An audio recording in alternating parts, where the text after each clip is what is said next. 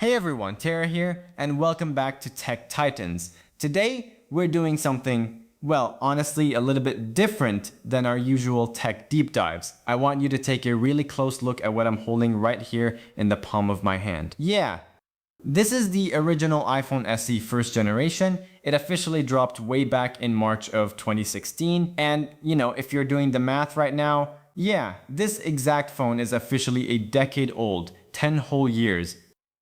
And honestly, in the tech world, a decade is basically a century, right? I mean, just think about how much our smartphones have completely evolved since 2016. We went from these perfectly pocketable little devices to basically carrying around massive, heavy glass slabs and folding screens in our pockets. So, with all the crazy new tech out there, you might be wondering, why am I making a full video about a 10-year-old phone today? Well, I wanted to sit down and do a real, proper, updated review for 2026. I didn't want this to just be like a quick nostalgia trip for the views. I really wanted to explore how this thing actually holds up right now, today, in our modern era of heavy apps and constant connectivity, because, spoiler alert, it's actually doing a lot better than you might think. Like, sure, I obviously can't run my heavy daily workflow on this. I still use my newest Pro iPhone for the real productivity and heavy lifting, but using this SE on the side recently has honestly kind of blown my mind, and it really makes you question what we actually need from a phone versus what we just want. So let's just get right into it. Let's start with the design, right? Because honestly, looking at it today, it's actually a legend. I mean, it's truly timeless. Just look at these flat, cold aluminum edges. This is the exact design DNA that Apple eventually went back to, and they're still using it on their newer flagship iPhones today. As someone who really appreciates a compact form factor, holding this in the hand again just feels incredibly right. It's so light, but it feels premium. I really, really love this design. But, when you flip it over and look at the screen, yeah, it's definitely showing its age. As you can see, it's got that classic old school layout with the massive top and bottom bezels. It feels tiny compared to the edge-to-edge screens we're used to staring at all day. But those bezels actually serve a purpose. Right down here on the bottom bezel, you see exactly what this is, the legendary home button. And yeah, guys, it still has Touch ID, which honestly, even now in 2026, is still incredibly reliable and secure.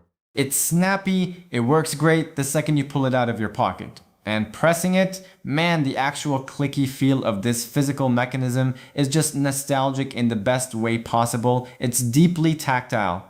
You physically feel the hardware responding to you, and you just don't get that satisfying mechanical feedback on modern glass slabs anymore. Oh, and check this out.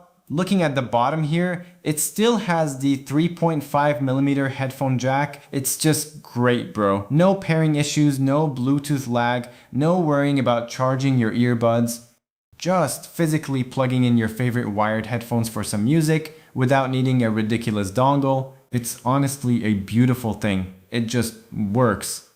So, how's the iPhone SE first gen doing in our current situation? Under the hood, it's got the A9 chip, but what's really great for Apple and what makes this one just insane is the software itself. Even now, this 10-year-old iPhone still gets iOS updates. Right now, I'm running iOS 15, and specifically the latest 15.8.8 build that just dropped recently in 2026.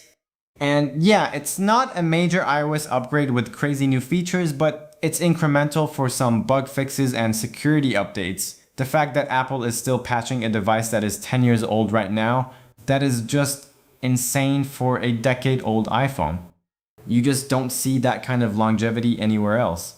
In this video, I really want to explain more about how this iPhone SE is special, because until 2026, with all the many new heavy applications out there, this iPhone SE is actually still compatible. You know that this first gen is still compatible with many of the applications we use daily.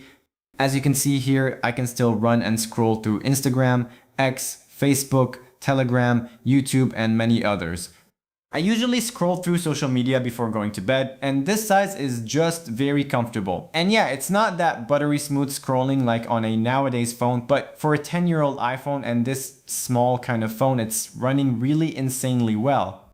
It's actually a still usable device even for now. Scrolling the web for quick information, one-handed use, calling, texting, it just works.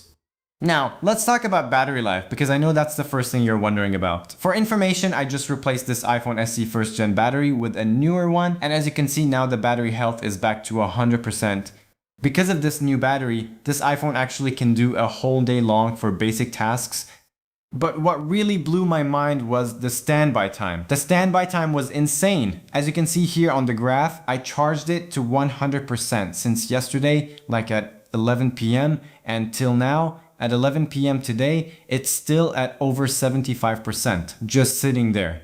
It's actually insane how this iPhone handles hardware and software, and it really shows you the thermal efficiency of this older architecture. Moving on to the camera, which actually for nowadays is just like a vintage retro camera. As you can see from the white balance in these shots, it has a very specific look. If I compare it with the newer iPhone, it kind of feels like it has a retro tone sometimes. But honestly, it's on a positive way for me. I love it.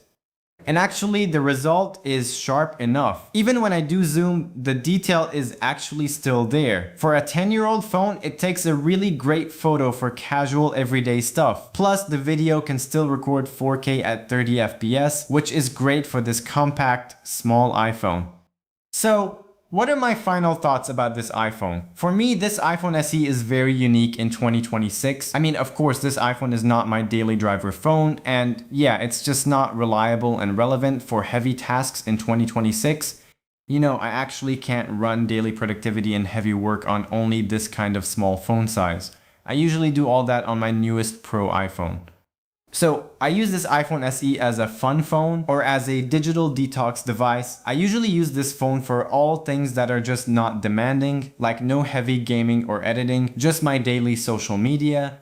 I'm a really big fan of Apple compact phones, and scrolling on this simply reminds me of how in past years I felt comfortable just reminiscing by using this size. So, in my opinion, this iPhone SE first gen is still capable enough in 2026 for a secondary phone or maybe a digital detox phone. It gives you everything you need and nothing you don't.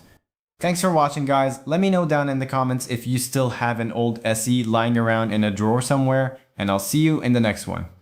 Peace.